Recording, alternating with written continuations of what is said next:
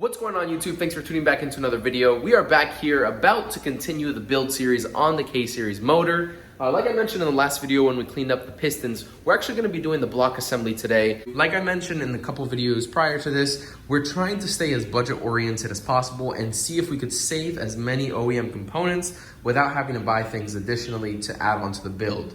There were a few things that we actually had to pick up instead of just cleaning and reusing. Most importantly being the rear main seal, obviously. That's getting changed, as well as the other seals, gaskets, etc., RTV, that type of regular thing is changed normally. Other big things would be the bearings and the piston rings, obviously. Those were completely corroded on the pistons. The bearings were actually still surprisingly in very good condition, but we're gonna go ahead and refresh the motor with fresh bearings, fresh rings, and have that whole bottom rotating assembly nice and healthy.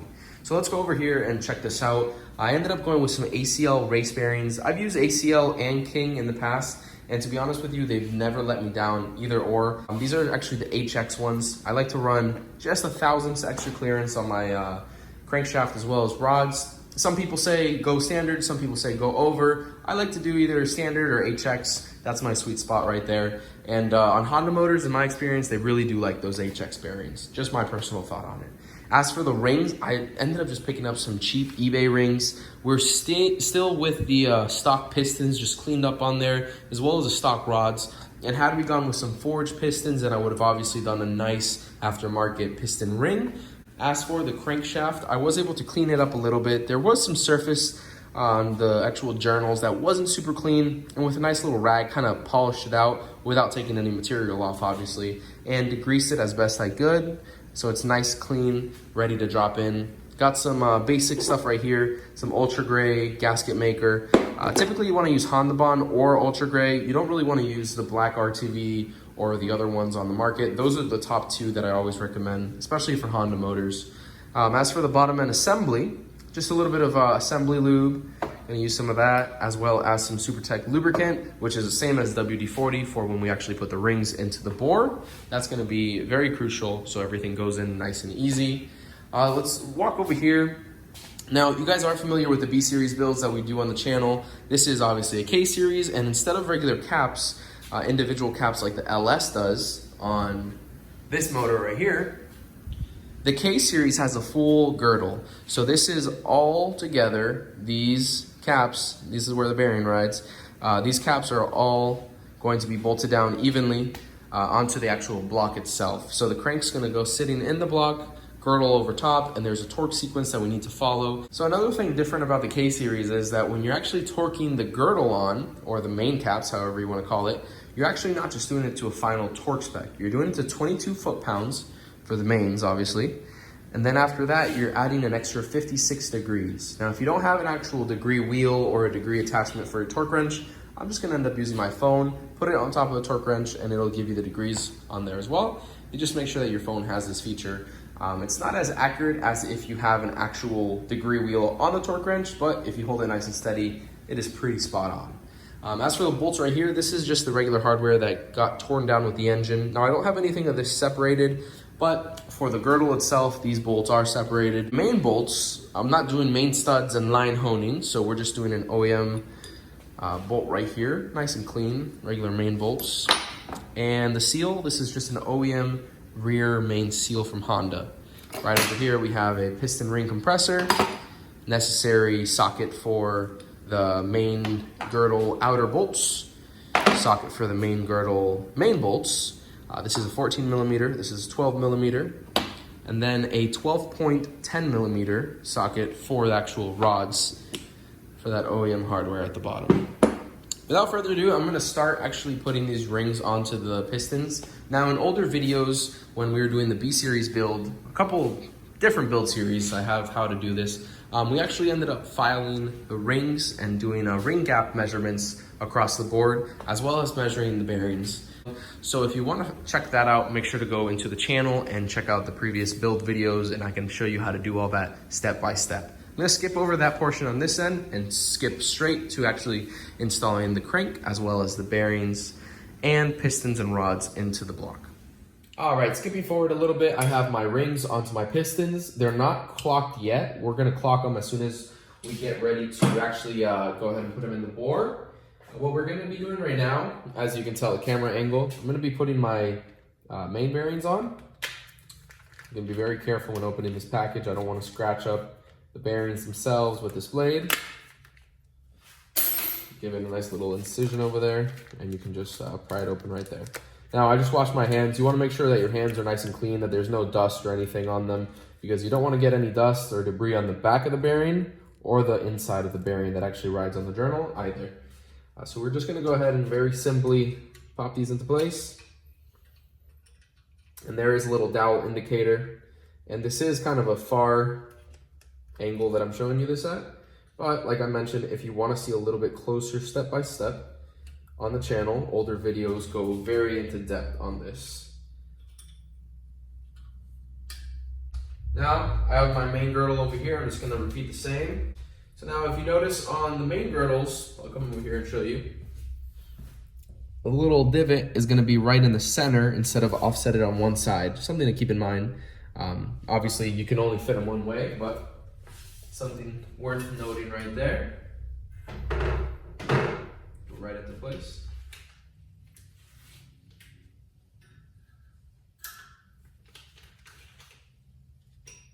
And you can't really screw this up since they only go in one way. All right, for this next portion, you'll see I actually have a little glove on here. What I'm gonna start doing is applying the RTV onto the areas that will contact the girdle. Essentially, it's gonna be this whole surface all across right there, and et cetera, et cetera. I'll even do right here. I don't think it needs it on the corners, but I'll go ahead and do it as well. The reason I'm wearing a glove, you don't want any grease or contaminants going onto the RTV. First, I take a dab out and put it off to the side since the top is always dry if you're reusing one. But if you're gonna be spreading it out, if you get a portion that you need to spread it out with your finger, then with a little glove, it makes it a little easier since you don't have any grease. So obviously you wanna make sure that your surface is oil-free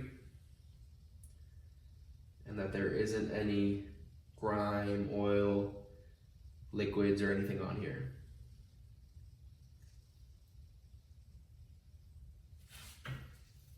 There's that right there.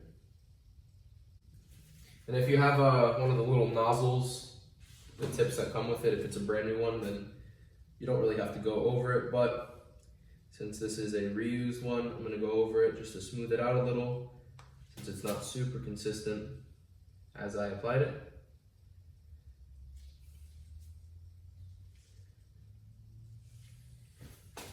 You'll notice a little mistake I did right there. I'm actually putting RTV over the holes, and you really shouldn't, since that's going to be sealed up. So if you can, avoid getting RTV into the holes. Just gonna go in with a little screwdriver and remove the big excess that went into the holes. Like I said, a little bit is okay, but you wanna avoid getting any of that out on holes that don't lead out the other side. On these, they do lead out the other side, so it's not as big a deal. But it's a good practice to avoid getting RTV into those holes. All right, so next step right here, I'm just gonna get my assembly lube and give a generous amount onto the bearing surface. This is gonna be on the bottom side of where the crank's gonna go.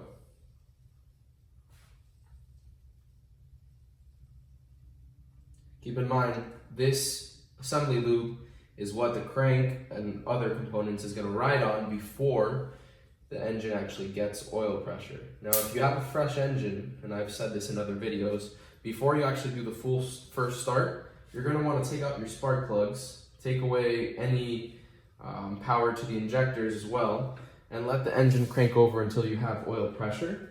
That way, you're putting less load on the bearings, especially on a fresh build. Now in this case, this is just a nice extra assurance.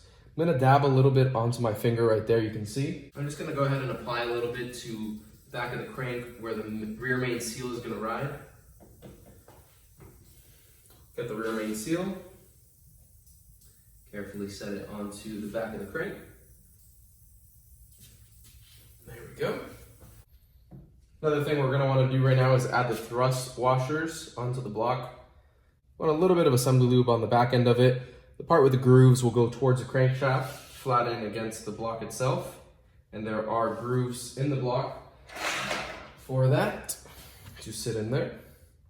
The assembly lube essentially acts as a little goo to hold that onto the block while you put the crank in.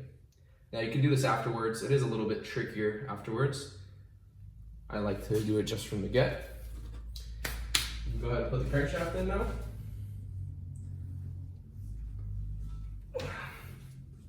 Nice and carefully. I understand I'm in the way. I apologize for that. Go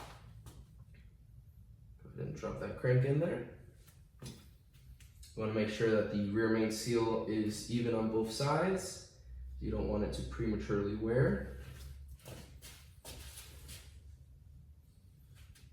That looks pretty good right there. And then when we put the girdle on, it'll clamp it on. It'll be in that spot forever. Okay, looking good right there. Before I actually put the main girdle on, I'm gonna add a little more assembly lube onto the journals right here, as well as in the oiling hole. And I won't do any for the rod journals yet. No sense in doing that until we actually put the rods on.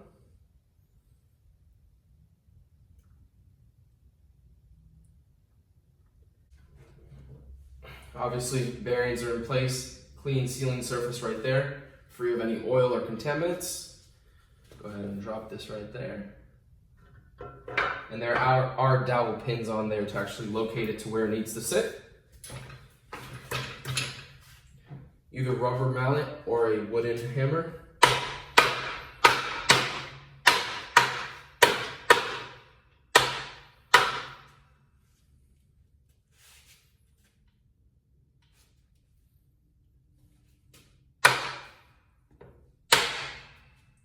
You want to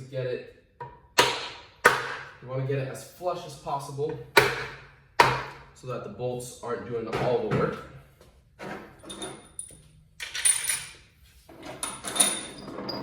Now for these main bolts, they are all the same length.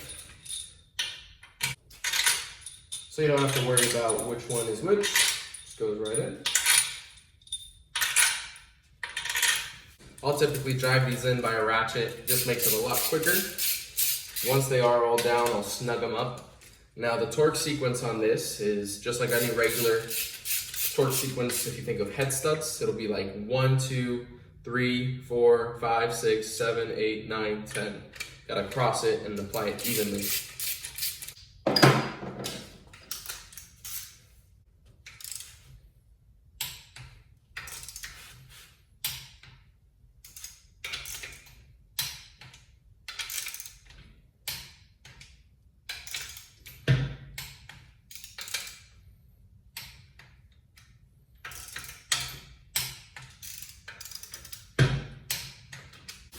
So let's see if I can get this to an angle.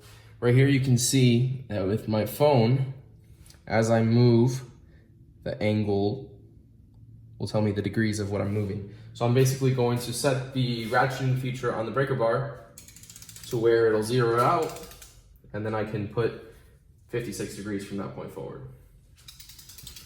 Coming around, find 0.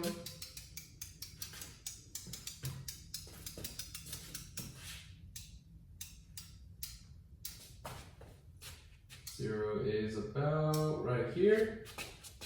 So now I'll begin tightening.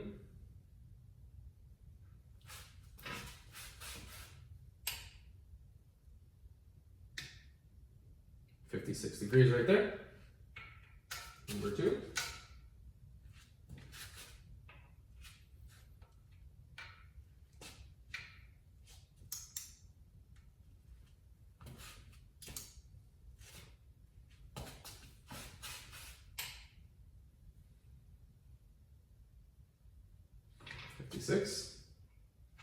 Some people say that doing the 56 degrees afterwards will put it to about 55 foot-pounds.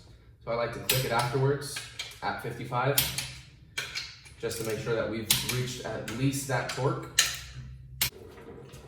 We have nice and easy movement of the crankshaft. Now, If you went super crazy on the torque, or if you did the incorrect torque angle or the degrees and you did a little too much, then this would be harder to turn. This is a nice, healthy bottom end right there. Almost forgot to mention, all these little 12mm bolts that are going around the girdle, all around here, those are all 16 foot-pounds and also need to be clamped down while the RTV is still fresh. That way it can dry accordingly. Okay, so for the next portion, we just put in the first piston out of all four. This one went in seamlessly. I just wanted to verify that I could still, in fact, use the tools and everything from B-Series that I had sitting around for a couple years now. So everything's clamping down pretty good. One thing I did want to mention, torque spec on a K-Series, just like on the main bolts, is a little bit different. With the OEM rod bolts, you want to torque them to about 22 foot-pounds, followed by 90 degrees. Now 90 degrees was a little bit more range than the other one, so it was kind of hard to do with the phone, keeping it nice and steady. Just keep in mind, it's going to make it a lot easier if you have the actual adapter that tells you that degree increment.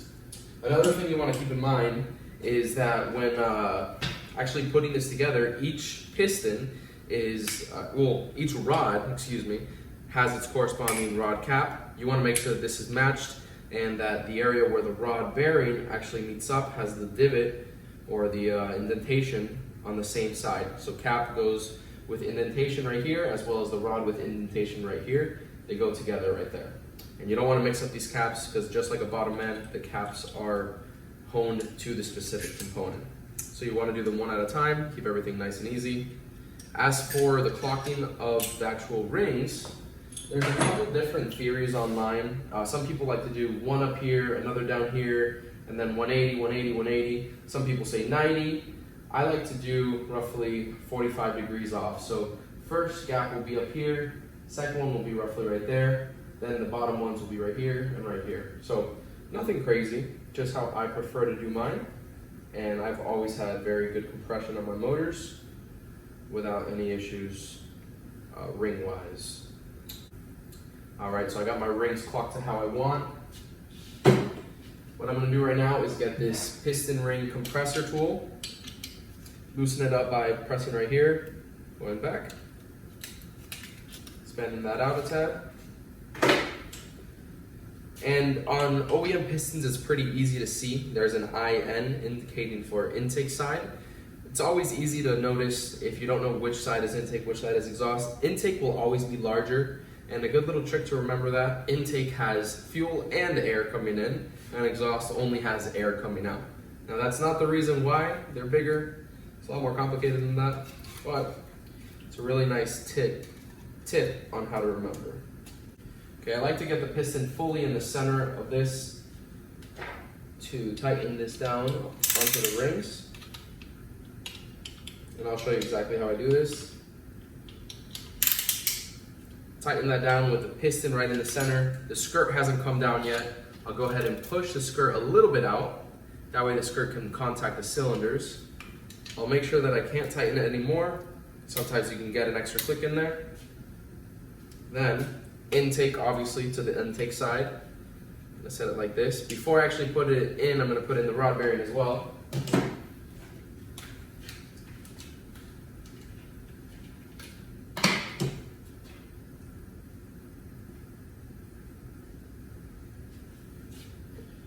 I'm gonna put a little bit of lube. And typically I'll just go ahead and put a little bit of WD-40 in here. I have some generic just motor oil that I can put in. Just a little bit on the hand. It's a little bit messy, but if you don't have any spray lubricant, this works too. Right in the cylinder bores right there.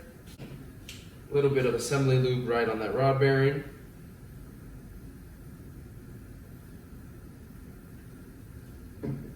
Intake side on the intake side, of course. Make sure that the actual rod is straight, not going in like this, because there's obviously other things in there that we don't want to hit. And the reason I push the bottom of the skirt out is now it's going to guide where the piston is actually going to sit into the cylinder. Very important to have a wooden backed hammer and a metal top. So right now I have this set pretty much straight on how the intake is on this side, exhaust on this side, perfect in the angle.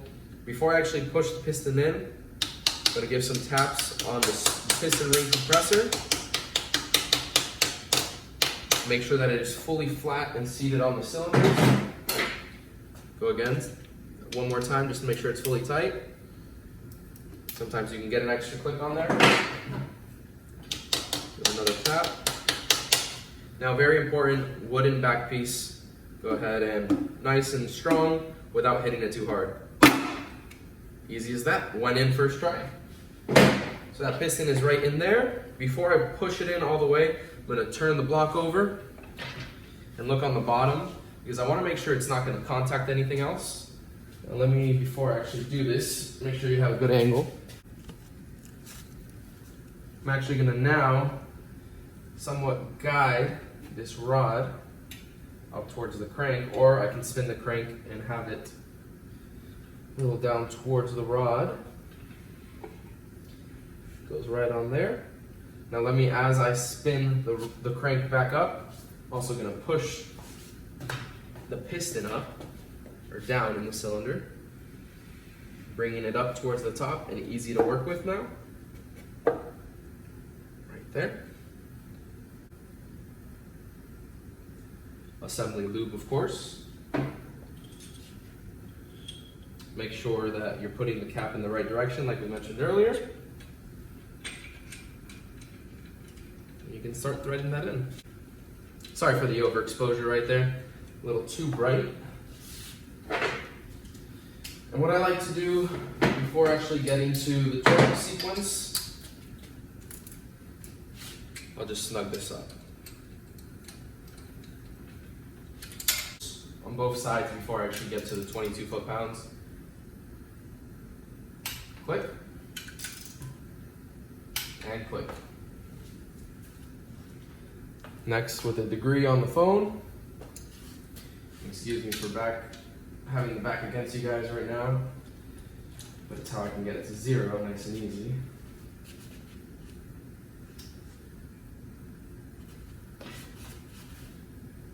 Start to 90 degrees, and I start at like 3 degrees, so I'll go to 93. Right there. Same goes for the other bolt.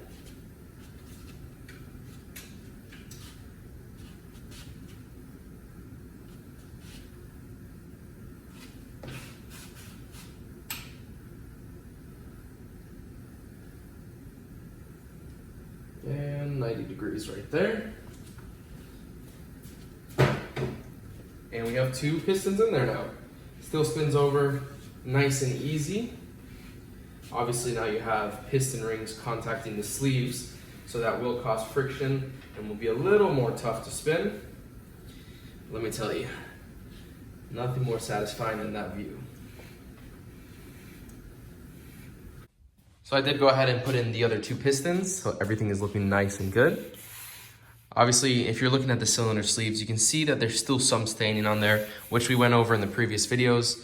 There is nothing that your fingernail can catch, and there is a fresh crosshatch on there if you look closely. So we're hopefully not gonna have any issues with that. Obviously, if you have that in your build and you want to have a little bit of a better sealing surface, go ahead and do a bore on the engine, have the machine shop open it up to a newer cylinder size, and then you can have a fresh seal on there. This is just kind of like a ghetto build that we're doing for the, for the daily driver. So do as I say, not as I do. And yeah, nice and fresh over there. I'm pretty much done on the crank, girdle, main bolts, pistons, rods, bearings, and rings that, including also the rear main seal. We went over all of that. And one thing that I was noticing when I actually looked up the specs on this, there weren't a lot of videos that showed you how to do this step by step. Now there's a few videos out there that show you the actual build process of a full motor on time lapse, but I didn't see anything breaking down the block itself.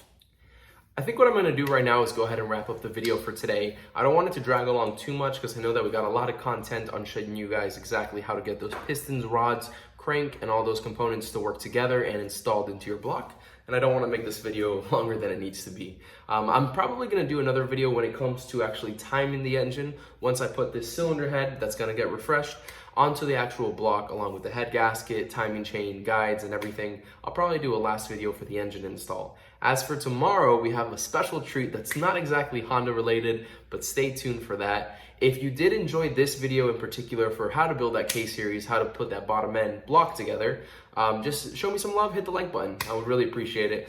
And if you aren't already subscribed, make sure to hit the subscribe and notification bell, and we'll see you on the next video, guys. Thanks for watching. Peace.